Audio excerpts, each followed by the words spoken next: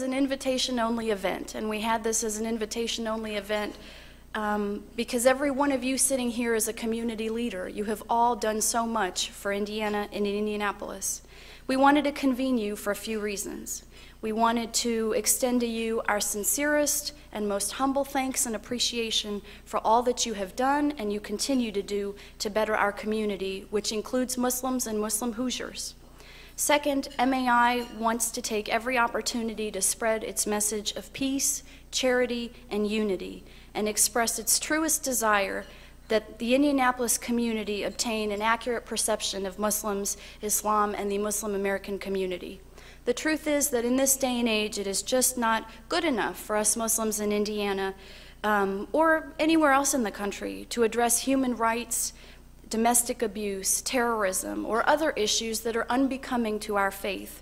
As spectators, it's our firmest belief that we must take affirmative action and become active in our communities and help change the perception of Islam among those who may simply not have had exposure to it, one heart and one mind at a time. Ours is a religion of peace, love, and charity, and we must do whatever we can to show our community that we care about the town, its inhabitants, its youth, its elderly, and its impoverished.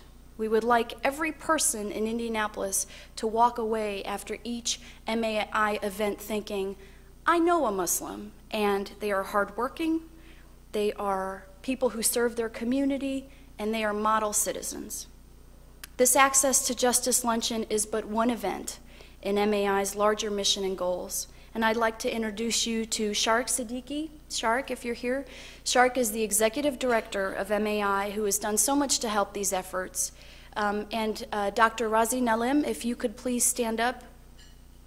Dr. Razi is chair of the MAI annual convention this year, and he too has contributed so much to help better the efforts of Muslim Americans in Indiana. Shari, could you please say a few words about MAI for us?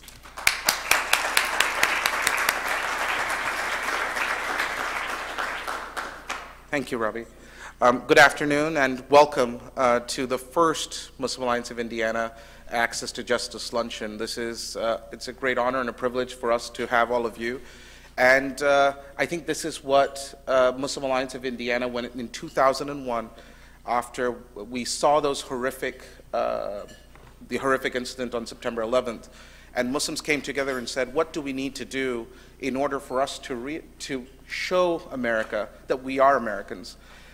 And as that journey began in 2001 and we started putting together programs, one of the great things we found, at least here in Indiana, is that as we talked to fellow Hoosiers, the embrace was complete. There was very little suspicion. And the fact that in this room we have the state leaders of our judiciary, we have key members of the Indiana Bar, shows how much Indiana has embraced its Muslim Hoosiers. And we appreciate your being here, embracing us, and being able to say to the world that in America, we embrace all faiths, we embrace all traditions. We are a country that believes in every group having its values, but at the same time coming together and serving our communities. And this Access to Justice Luncheon is as much about Muslim Hoosiers as it is about Hoosiers and our bar here. So I really appreciate you all joining us, sharing this event, and going forward, leaving this room and sharing this experience with Muslims, surviving, and sharing about how important this relationship will be. Over the next few years, we're going to be working together to make sure that we have access for justice for all Hoosiers, regardless of faith, regardless of circumstances. If they have a legal need, Hoosier attorneys are going to be there regardless of their faith, and Muslim attorneys will be there right with you. I do want to recognize someone that just came in the door, Dr. Ibad Ansari. He is the president of the Muslim Alliance of Indiana. He's a cardiologist in Martinsville, drove in. And Dr. Ansari, are you back there?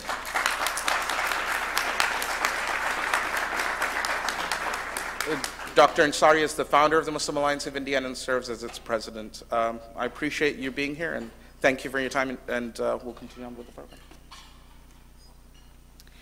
Please keep eating, please. As part of today's luncheon, we wanted to share a little bit of information with you about an effort by the Muslim Alliance of Indiana, which is MAI Legal Services. And to help give you that information, I'd like to present two individuals. Number one, Chris Warden. Chris, if you could just stand up so you're recognized. And our host on that issue. Thanks, Chris. Chris is the chief contract attorney for MAI Legal Services, and then the director is Ms. Rafia Zakaria. Rafia, would you please say a few words about MAI Legal? Thank you, everybody, for being here. I was just telling one of my friends that as an attorney, it's very rare for me to be in front of so many judges and not have them strike down what I'm saying. So I feel like saying all sorts of stuff, you know, because they can't say that to me today. But I'm here to introduce to you MAI Legal Services, the legal clinic that we are launching through this event today. As some of you who know me know, I did not grow up in this country. I'm from Pakistan. I'm from a country where we're really struggling to have a working justice system that can provide people with legal services. We're very lucky here in the U.S., in my new country, to have an exemplary justice system. It's not perfect, but it works incredibly when people are given the resources to access it. And that really is kind of the core idea behind the MAI Legal Services Clinic. We have the rule of law here as one of our core constitutional principles, but the rule of law is not a reality for people unless they can have access to the justice system. And when we were conceptualizing this clinic, all of the people that you see here today, Rabi, Tareen, Shari, Chris, we wanted to work in an area of the justice system where people are not served. So the Modest Means Clinic, the Modest Means model, essentially seeks to provide the working poor who have just a little bit of money so that they can't meet the criteria for legal aid with legal services that are within their means. When I graduated from law school, and as a lot of my friends who graduated from law school, a lot of solo practitioners have the desire to work with this clientele. But the constraints of overhead, malpractice insurance, having an office, basically constrain them from being able to serve clients within the $50 an hour cap. What MAI Legal Services seeks to do is essentially take away those costs for people. So we're trying to get people, attorneys, who want to serve this clientele, who want to serve people who are just within the modest means level, and take away their overhead costs and provide them with a vehicle essentially to work in public interest law. So, the recipe is really simple. As a nonprofit, we're able to raise money within the Muslim community and through grants to cut those costs away for our attorneys and essentially provide them with a way to represent clients who don't fall into legal aid poverty guidelines, but who also cannot afford an attorney for $100 or $150 an hour, and ensure them with quality of service and access to justice. As all people who work in public interest law and who work in community organizing, we need all the encouragement we can get. So we are absolutely delighted to have you here with us today. We're hoping that you will take the information about our program, help publicize it in the legal community to make it a success. So thank you very much.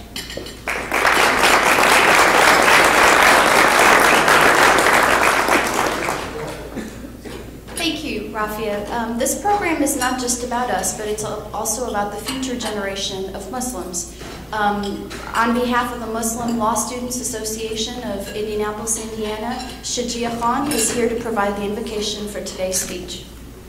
Shajia, please.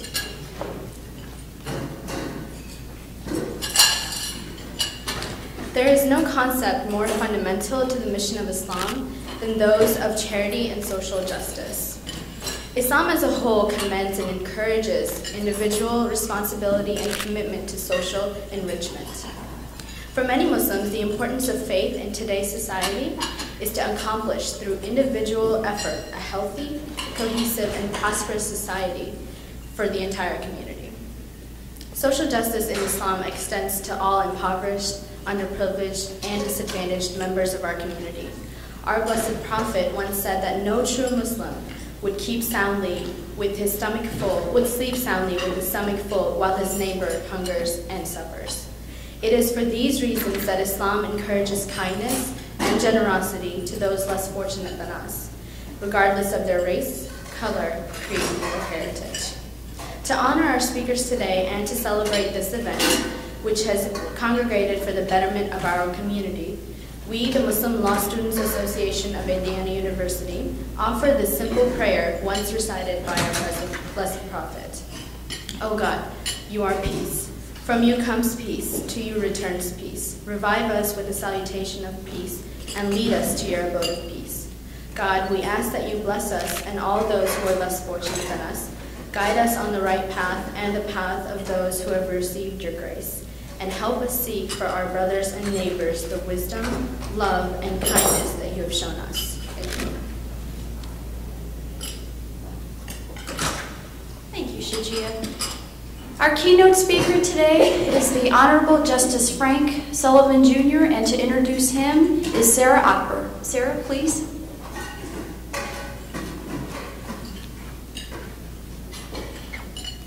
Thank you. We are very appreciative to announce that our keynote speaker this afternoon is the Honorable Justice Frank Sullivan from the Indiana Supreme Court. Justice Sullivan, who has been serving Indiana since November 1993, came to Indiana's highest court with a career that has been almost entirely devoted to government service and social justice. As a native of South Bend, Indiana, some of Justice Sullivan's most meaningful efforts have involved the unparalleled work he has done to promote racial diversity in the legal profession and to advance the opportunities for minorities in the legal field. Justice Sullivan, we are both privileged and humbled by your participation in our event today and honor you for your lifelong work towards social justice. Ladies and gentlemen, please join me in applauding Justice Sullivan, who will be making our keynote presentation.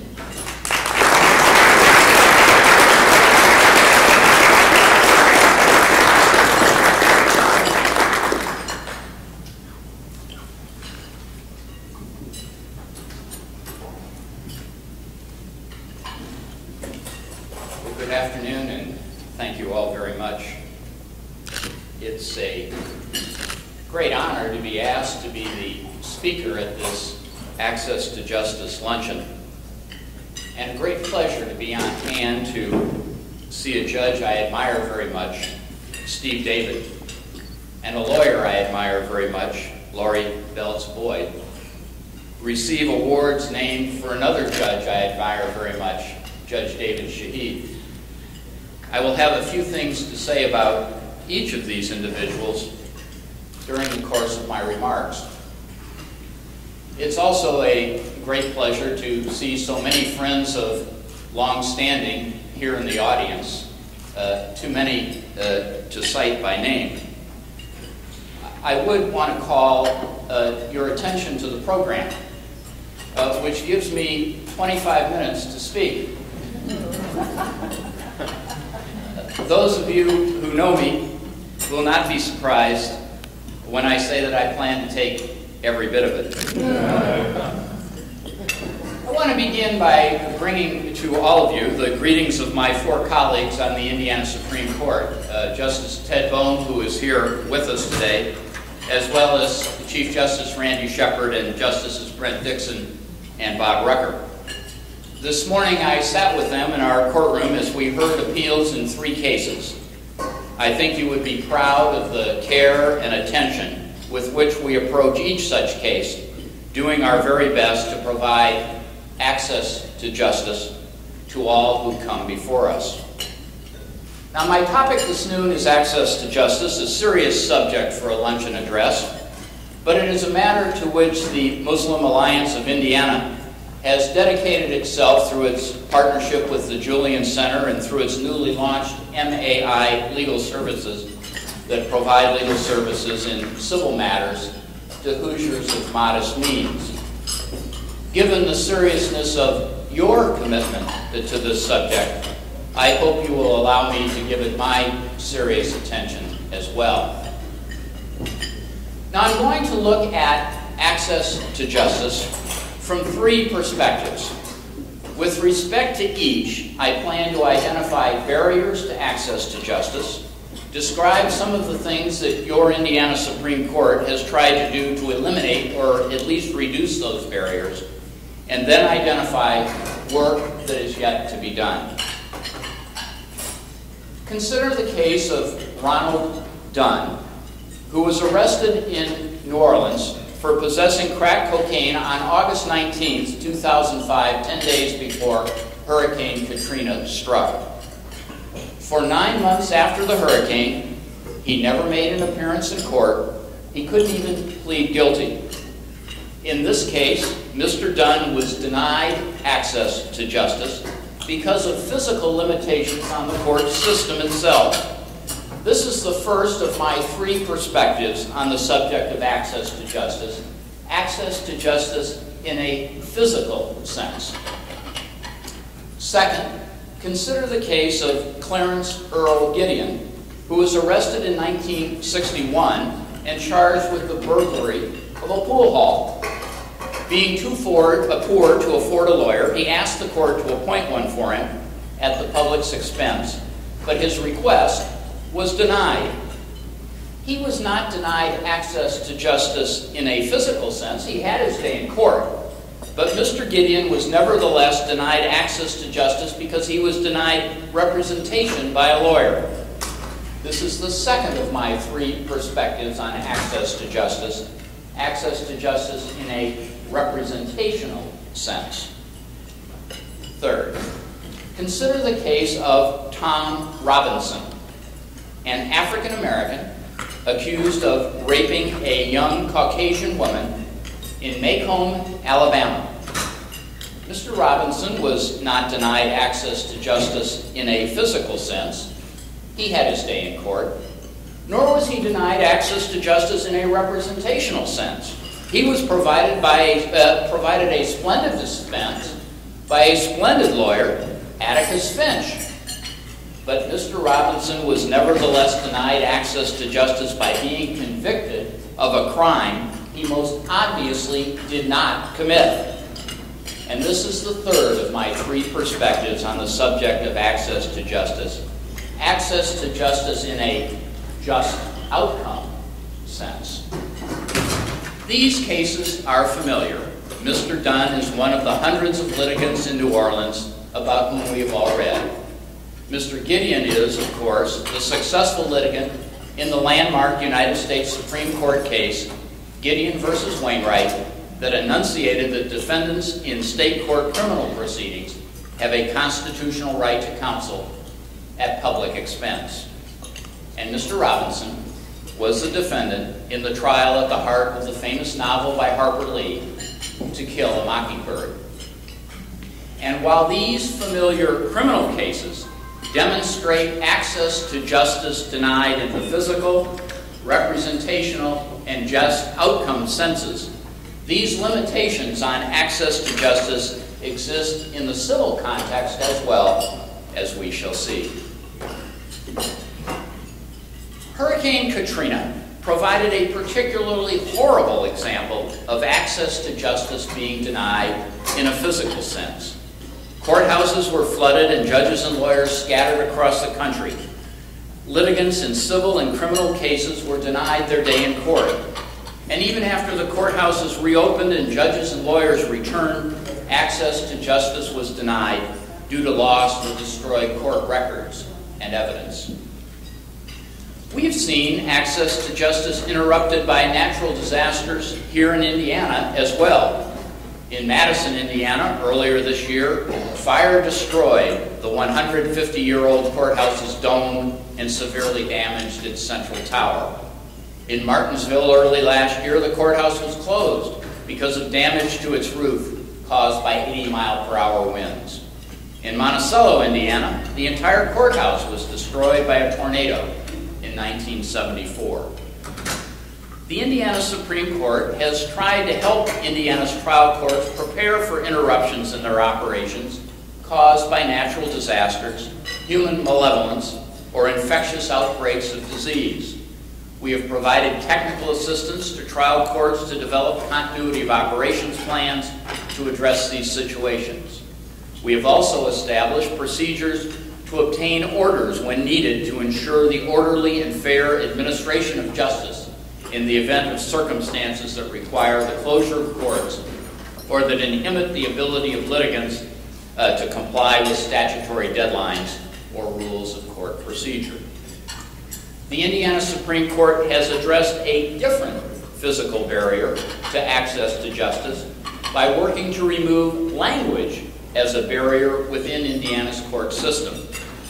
Responding to a recommendation of the court's Commission on Race and Gender Fairness, the court has established an interpreter certification program. At the end of 2008, 56 interpreters had been certified, and the court awarded $240,000 in court interpreter grants to courts throughout the state. The court also maintains a contract on behalf of all Indiana courts with Language Line Services, an over-the-phone translation service for most of the world's languages, including Arabic, Punjabi, Urdu, Bengali, Persian, and Kurdish. Through a partnership with Ivy Tech Community College, the court offers a Workplace Spanish for the Judicial System course at no cost to trial judges and court employees. But, of course, disasters and language barriers are not the only physical impediments to access to justice. An open and operating courthouse that does not have enough courtrooms or judges also creates unacceptable delays to litigants having their days in court. The Supreme Court is deeply concerned about these impediments as well. We have developed a statistical measure of relative workload of each Indiana court called the court's weighted caseload. When the caseload of a particular court reaches a level that makes it impossible for the court to hear promptly cases assigned to it, we use its weighted caseload to demonstrate to the legislature the need for creating a new court.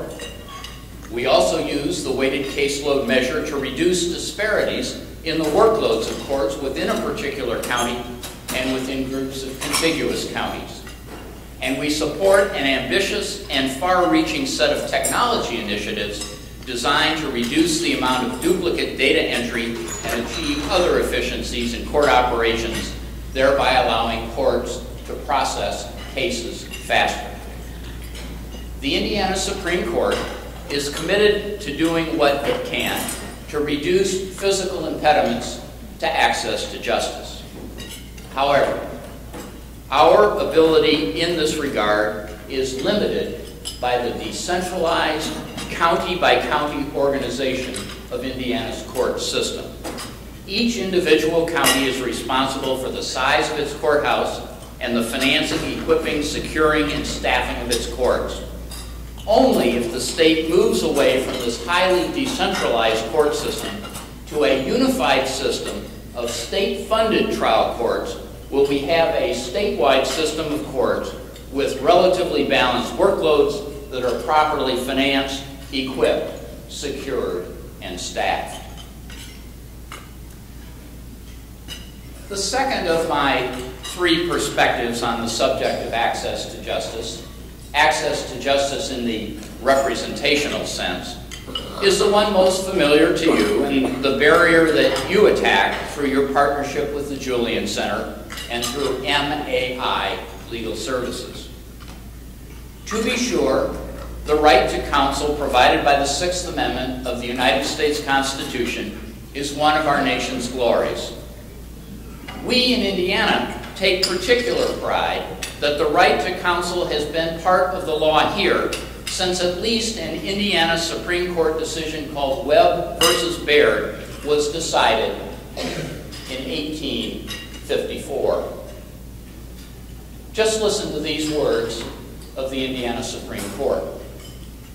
It is not to be thought of in a civilized community for a moment that any citizen be put in jeopardy of life or liberty should be debarred of counsel because he was too poor to employ such aid.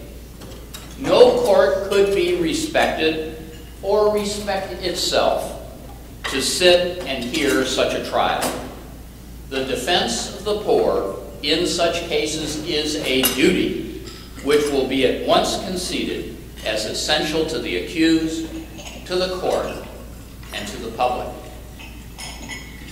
The United States Supreme Court essentially reached the same conclusion more than a century later in Gideon versus Wainwright. Now, some may fault our nation's high court for waiting until 1963 to declare what Indiana declared in 1854.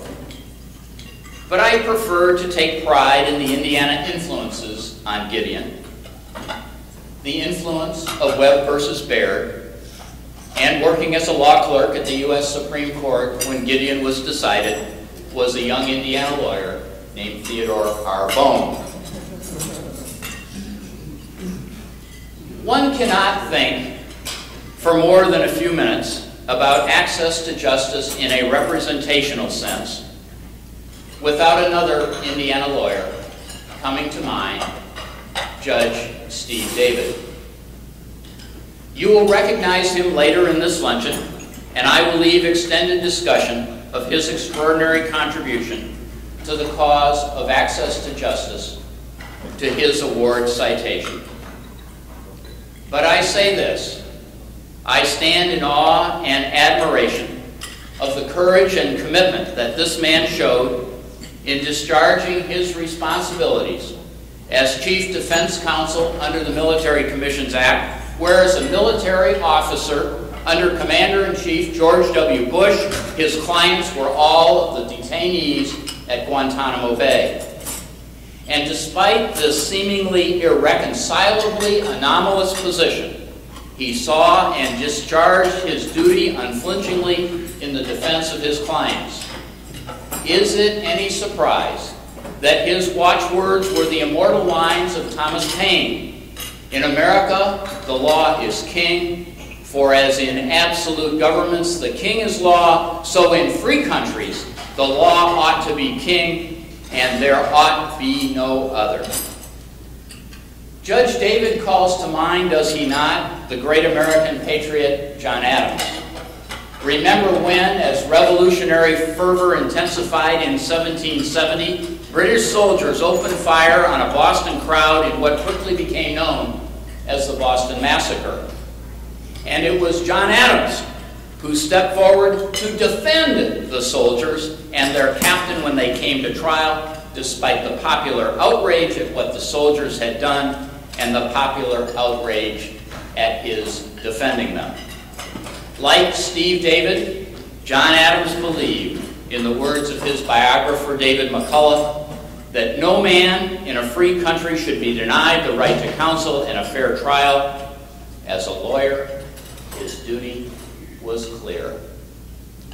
Judge David, congratulations on the recognition you received today, and thank you for your service to the rule of law.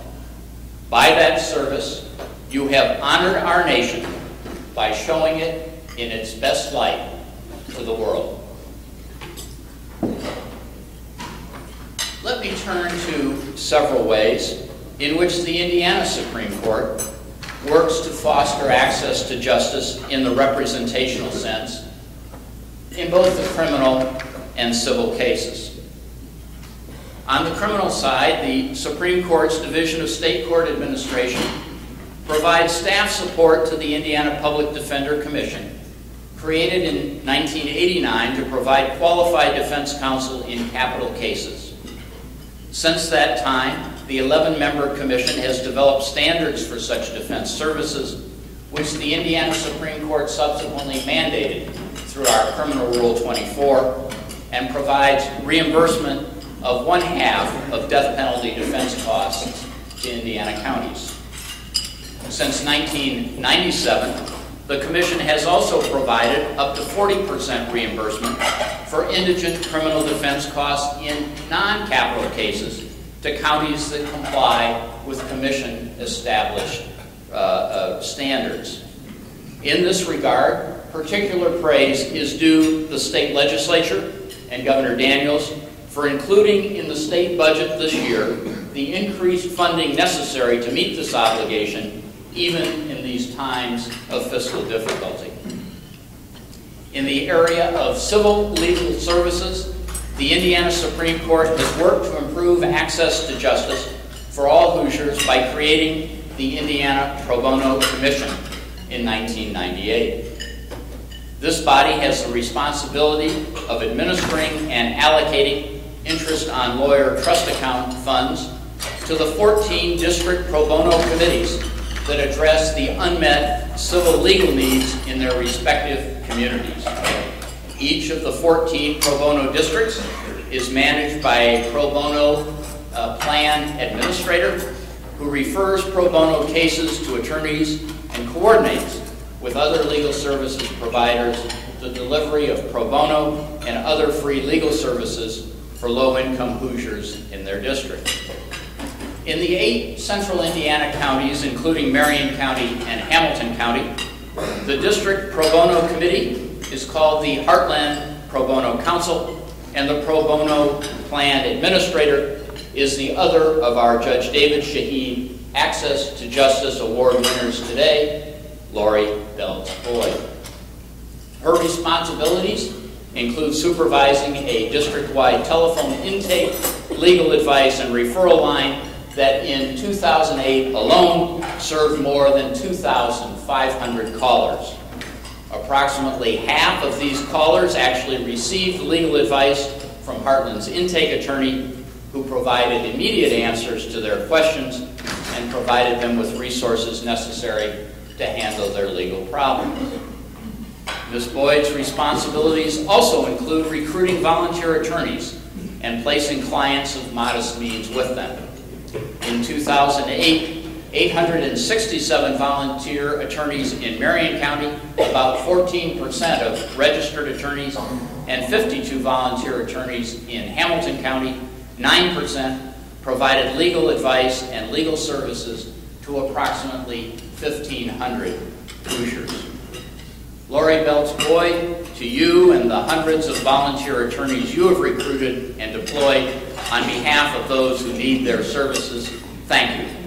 You have helped us live up to our calling.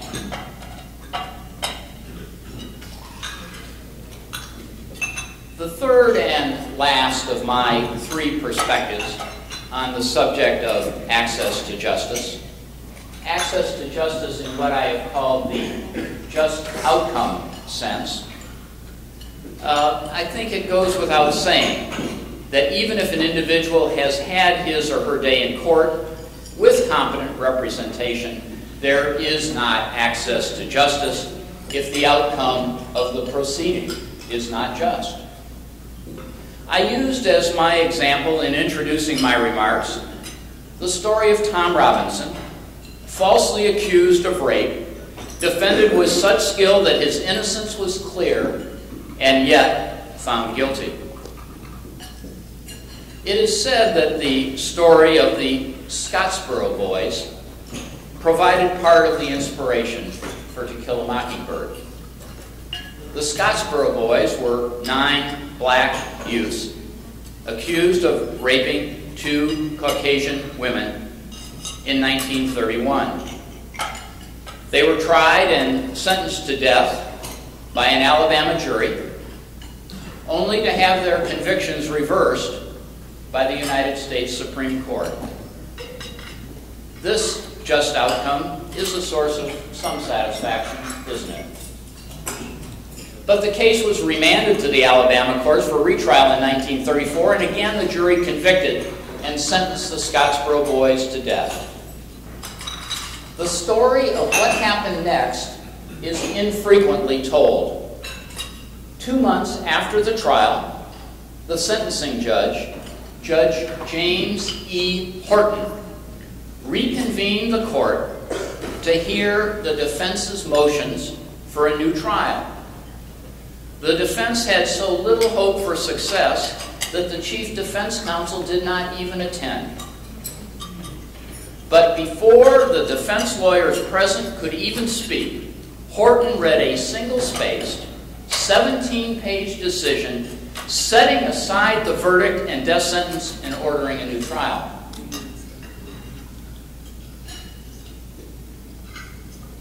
Up for re-election in May 1934, Horton was decisively defeated. His opponents made Scottsboro the central issue. Judge Horton, true to his oath of office, rendered a just outcome. Isn't it just as important as having access to justice in physical and representational senses that we have access to just outcomes? That we have judges like James E. Horton, or judges like David A. Shaheed. I know that one of the great thrills to Steve David and Lori Belts Boyd of the awards they received today is that they are named for Judge Shaheed, who has presided with distinction over both criminal and civil cases in this, our state's busiest court system.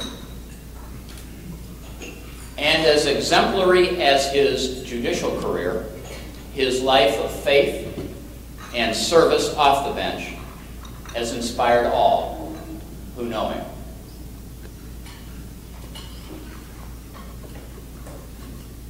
The quest for access to just outcomes extends around the globe as recent events remind us. Consider Chief Justice Chaudhry of Pakistan, suspended by then President Musharraf in 2007 after he refused the president's demand that he resign. You know the admirable and courageous commitment to justice and the rule of law exhibited by the lawyers' movement in Pakistan over the past 2 years that culminated in Chief Justice Chaudhry's reinstatement, the restoration of an independent judiciary, and the renewal of hope that all Pakistanis will someday have meaningful access to justice. Achieving just outcomes in legal proceedings requires judges who are highly trained. The Indiana Supreme Court devotes considerable resources to the continuing education of Indiana judges under the auspices of its Indiana Judicial Center, which conducts one of the premier judicial training programs in the country. We also provide financial support to judges to attend education programs throughout the nation and indeed around the world. But just outcomes demand more than just well-trained judges.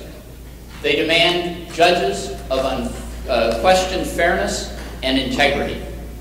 And for this to occur, 3 things need to happen. First, the judges must be highly qualified when they come to the bench in the first place. Second, the judges must be adequately compensated for their work.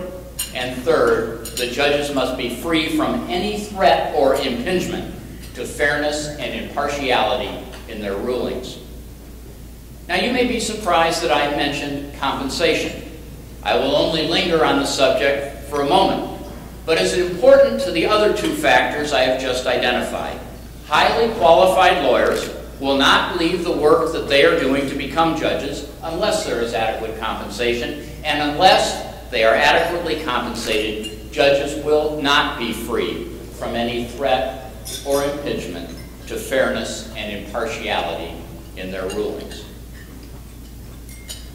A moment ago, I mentioned Judge Horton of the Scottsboro case and Chief Justice Chaudhry of Pakistan, each of whom was subjected to extreme political intimidation. Indeed, each was removed from office. One can hardly think of a greater threat or impingement to the impartiality of their rulings.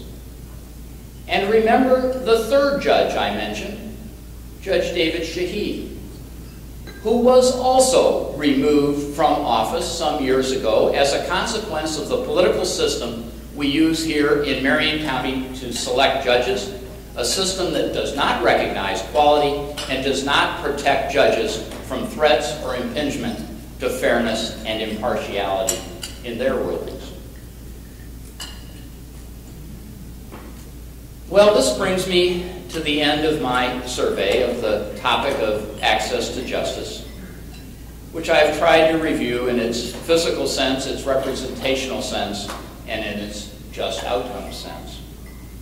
In it, I hope you share my pride that the Indiana Supreme Court has been resolute in trying to increase access to justice in all three of these senses. And our collective pride in the work of the Muslim Alliance of Indiana in this regard with the Julian Center and with MAI Legal Services. But I hope you can see, too, that continued progress will depend on public policy decisions being made at various levels of government, but particularly in the state legislature.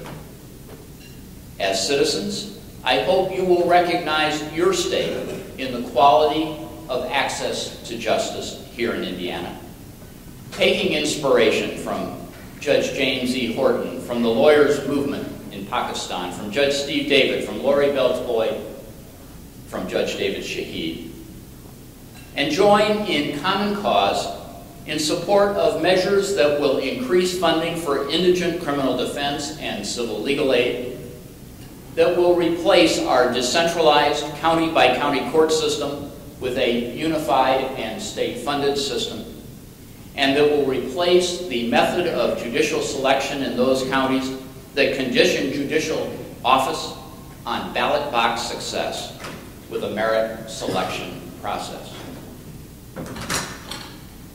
In conclusion, let me say that it is the greatest of honors to sit on our state's highest court, where men, women, and institutions of every station, condition, and background come to vindicate their legal rights and seek protection for their nearest and dearest interests. And I express my deep appreciation to former Governor Bayh for his confidence in appointing me. I pledge to you that I will continue to discharge my duties in furtherance of access to justice and of fair and impartial judgments in all cases. Thank you very much for the invitation to speak to you this noon.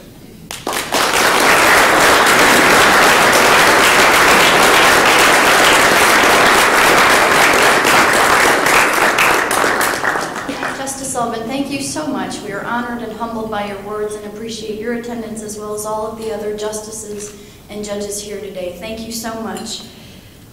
It's now time for the awards portion of our luncheon. I know this isn't Hollywood, but there is a red carpet, and there are paparazzi, so we're as close to it as we can be. Our very first award is intended for Judge Steve David, and to introduce him, I'd like to present to you Mr. Tareen Zafrullah from Baker & Daniels.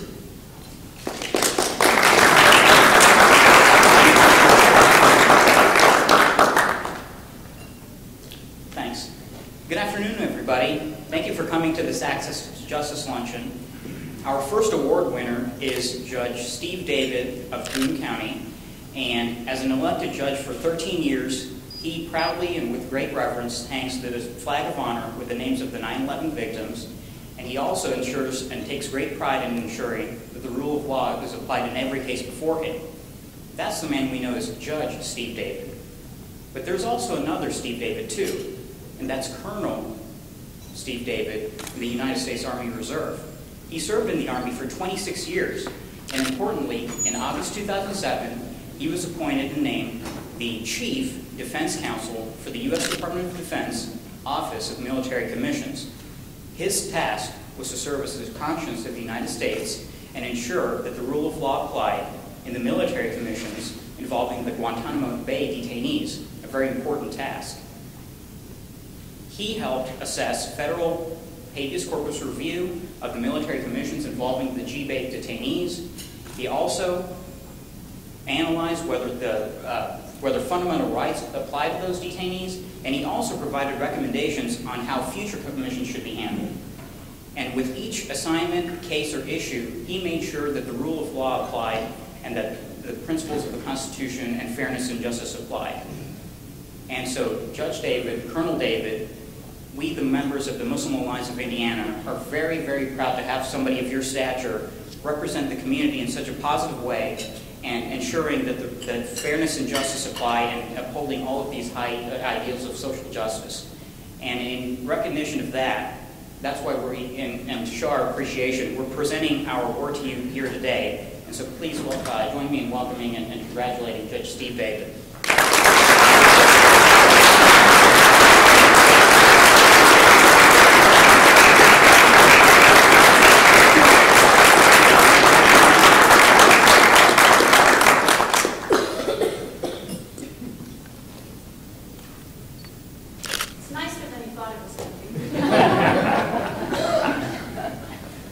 Glasses to read it. Sit right here. Thank you very much. I was mindful of the time, so I thought I'd better sketch out last night. Actually, it's about 5 o'clock this morning. A couple things I wanted to share with you all, and not scripted is the fact that I don't know who's on the nominating committee, but at least with respect to Lori, they got 1 out of 2 nominees or selectees correct. You're very deserving of the award. I'm speechless. I'm floored. I'm honored.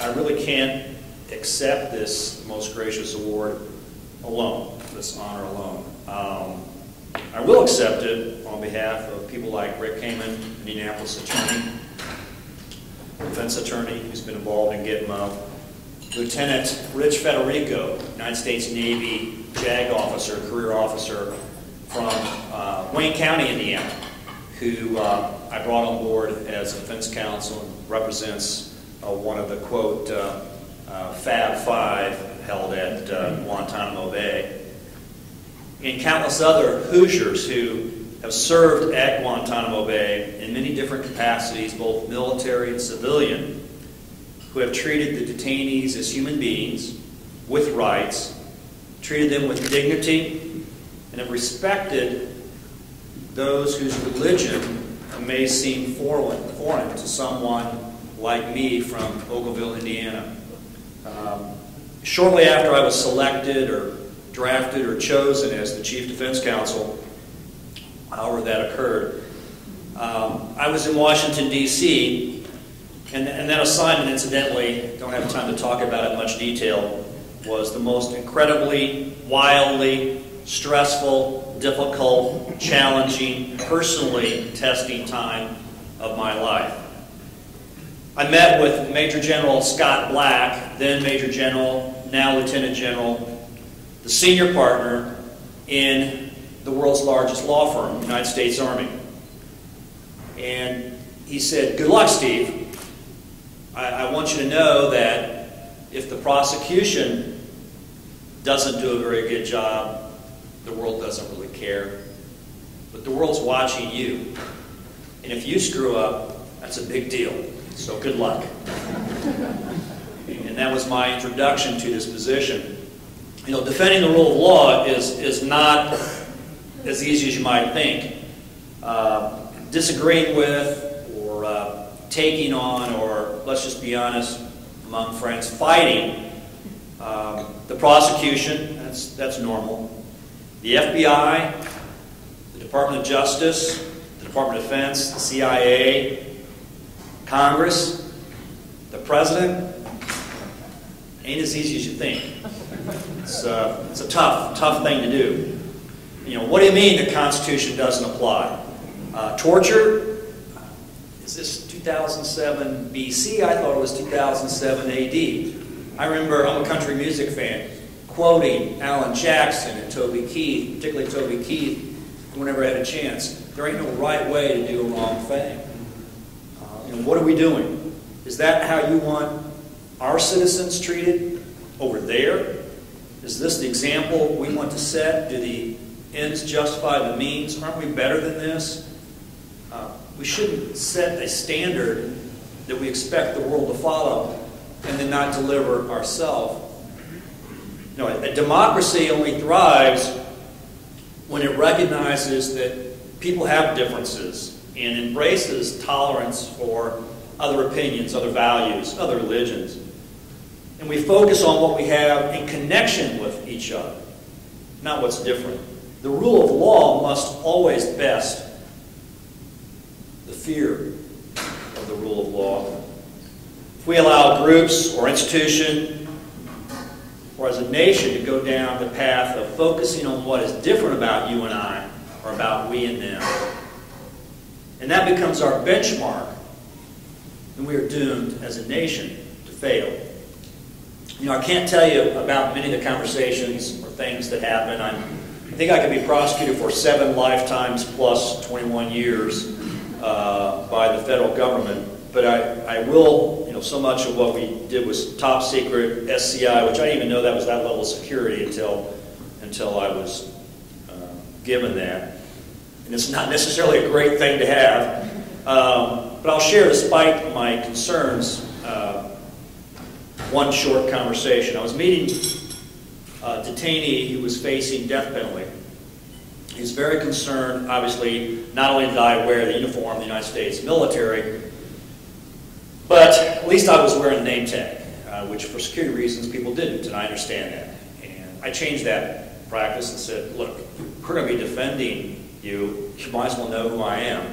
If you don't want to do that, don't come to work here. So at least I had my name tag on, and he was very polite. He asked me if I was Muslim. I said no. Well, the conversation was not going very well, and obviously trust and issues such as that. And we talked, and I sensed, you know, obviously religion was a significant issue among many other issues. And I said to him, you know, if you had lived your life as I have lived my life, you might be a Methodist, like me. If I had lived your life like you, I most likely would be Muslim, like you. And he looked as if he were paying attention. And I said, is that my God's fault, your God's fault, our God's fault? I don't know. And he nodded again. We never discussed religion again. It was, you know, every once in a while you get lucky, you pull something from the sky, you have your A game. I got lucky that day. And I think it made a difference with that individual. I said, I intend to ensure that not only myself, but everybody in that office does the very best to defend you and give you the very best defense, just as we would expect to be defended by you if we were in your custody. And my plea to each of you is to always put the rule of law first. As simple as that sounds, sometimes in practice you are challenged. The rule of law transcends religion, it transcends race, creed, color. It is the ultimate equalizer. If you're a lawyer or a lawyer wannabe, be proud of your profession. Be humble yourself, but be proud of your profession. Those of you in this room are here for a common purpose, to help those that need help, that can't help themselves. It is not you that's important, it's what you do that's important. Don't forget that. Be passionate, be compassionate, be respectful, be civil, please. Every day. Every day. Remember the advice of Abraham Lincoln. Again, if you're a lawyer or a lawyer wannabe, if you are resolutely determined to make a lawyer of yourself, the thing is more than half done already.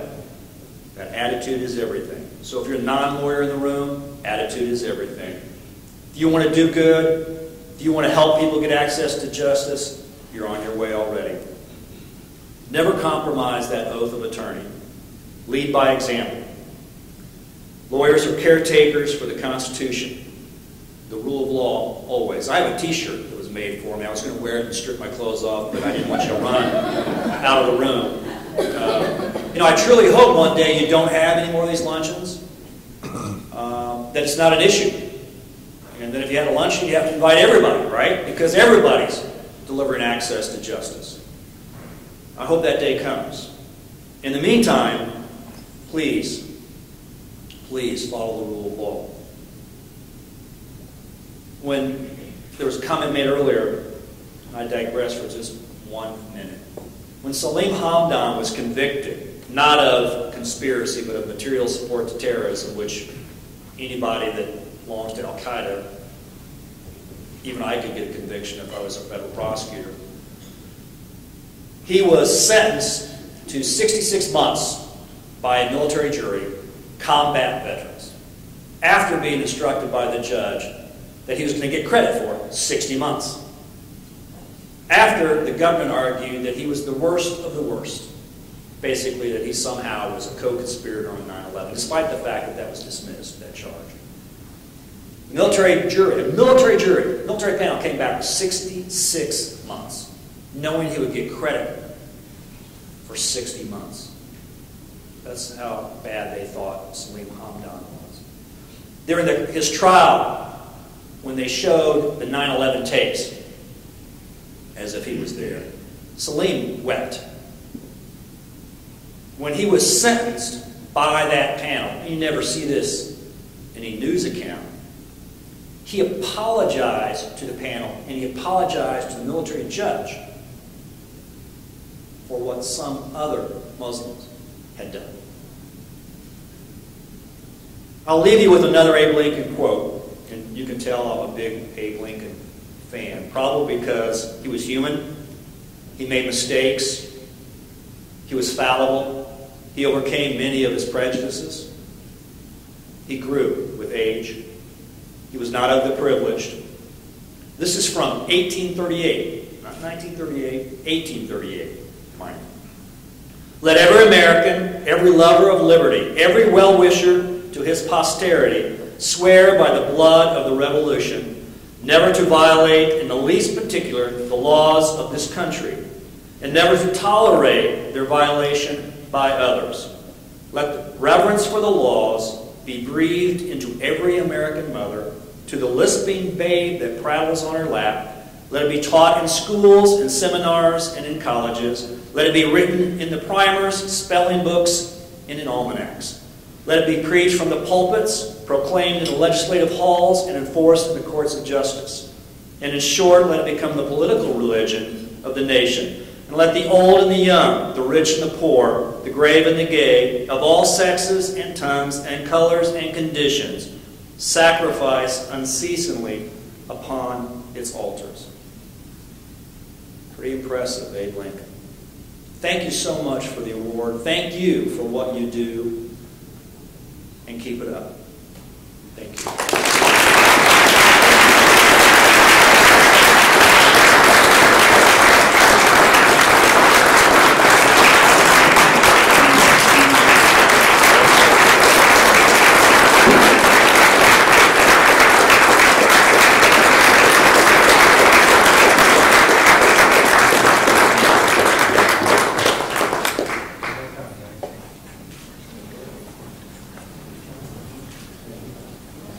In a friendly crowd. Congress wasn't like this. Thank you so much, Judge David, for those very heartfelt remarks. If you would still like to try on new clothes, there is a fashion show at the MAI convention tomorrow. We could get you a ticket, I think.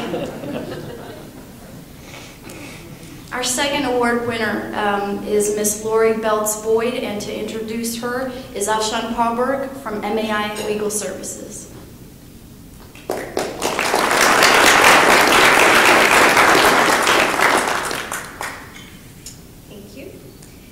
The recipient of our second award this afternoon is the face of one of the most, if not the most, well-known pro bono service providers in the Indianapolis metro area. And we've all seen her name in the newspapers and received her emails asking us for help in assisting the hundreds and thousands of clients that she has served as the administrator of the Heartland Pro Bono Council. Since June of 2001, under her leadership, Heartland Pro Bono has grown into being a true lifeline for impoverished Hoosiers in need of legal help, whether it be civil litigation, apartment or lease disputes, family law problems, protective orders, or domestic abuse. And that lady is here in the front with us, Lori Beltzboyd. Lori's in charge of recruitment, training, public relations, and Heartland's numerous pro bono programs, and I've been very lucky to have her as my mentor, and we're helping run one of these programs over the past year. But Lori's work for Heartland is only her latest of lifelong commitment to public service and social justice. Lori earned her BS from her bachelor's from Anderson College, graduating magna cum laude, and she later obtained a law degree from the Indiana University in Indianapolis. And she served as a staff attorney on the Indiana Prosecuting Attorneys Council, as well as the prosecutor for the Indiana Alcoholic Beverage Commission, an attorney at Price and Delaney, the commissioner for the Marion County Court at the Marion County Prosecutor's Office, and the supervisor at the Sex Crimes and Child Abuse Unit. And despite her many, many accomplishments, most amazing about Lori, and something I've been able to see firsthand, is her passion and commitment to those who are truly in need of help and rely on their community leaders for that guidance. Lori, the Muslim Alliance of Indiana would like to present you with one of the Judge Shahid Access to Justice Awards to recognize you for the work you have done and the inspiration that you are to everyone who is committed to social justice. You are helping bring justice and the equal access to valuable services to those less fortunate, which is the very essence of pursuing and accomplishing social justice. For that, we thank and honor you. Ladies and gentlemen, please join me in recognizing Lori.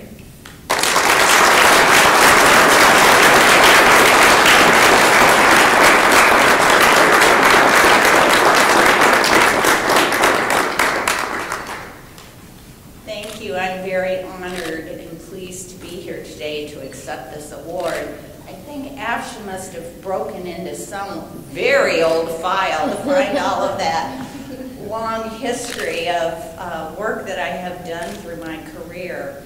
I'm also very humbled to follow Judge David in his award and remarks, and what an incredible sacrifice he has made in his service to our country. And I think it's appropriate to talk about sacrifice when we talk about access to justice. Since there are many familiar faces out here who represent the indigent in our community, I know the sacrifice of time that you make to provide that pleading over the lunch hour, staying late at work to meet with a client, even Saturday afternoon, heaven forbid, being in the library. And I recognize and honor all of you who stand up and take a case and recognize the need to provide legal representation to those who would otherwise go unrepresented. There's also a sacrifice that Justice Sullivan also included, is the sacrifice that you make of your income and your salary and your benefits by working in a legal aid organization, by working in government, by working in a social service agency, and even serving on the bench. I think all of you should be commended and recognized for the sacrifices that you make in serving the indigent needs in our community. There is also a continuing struggle and need for pro bono legal representation, and that's what I have to deal with every day. And do I have an easy job? No, I do not. There are many people who never return my phone calls or respond to my emails because they know why I am calling and contacting them. But we struggle through this and continue to work hard, and I think through training and recognition of opportunities to help people, that lawyers coming out of law school, those who are partners in law firms are all starting to step up and recognize the need to provide equal access to justice for all. And I appreciate very much being here and for receiving this award. Thank you.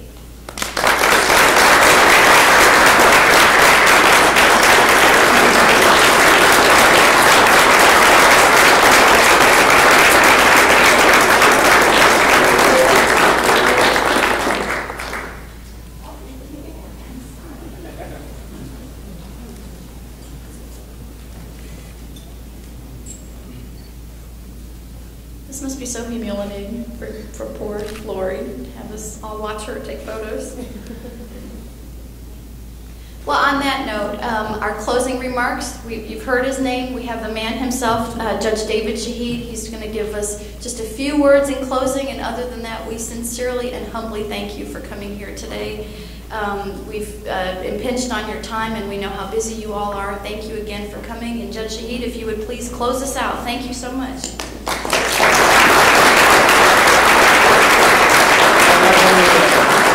Thank all of you for being here.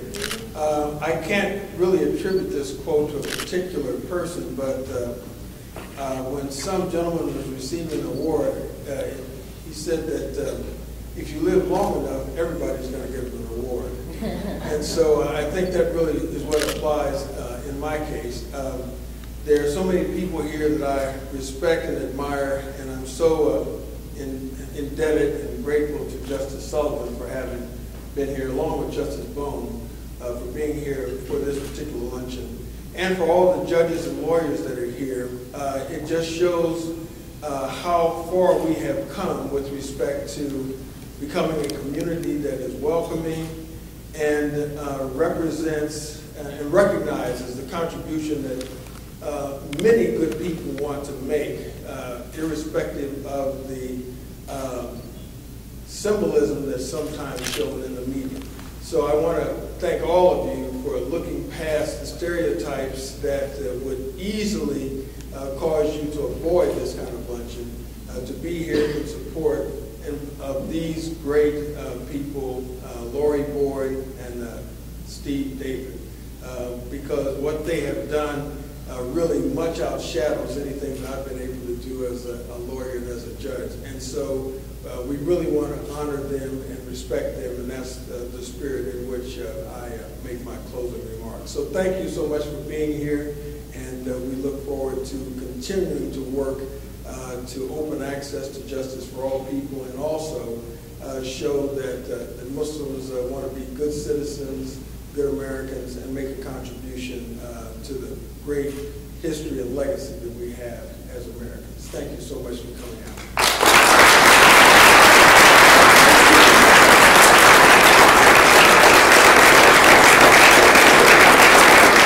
Thank you all again. Please enjoy, have coffee, have dessert, and thank you again for coming.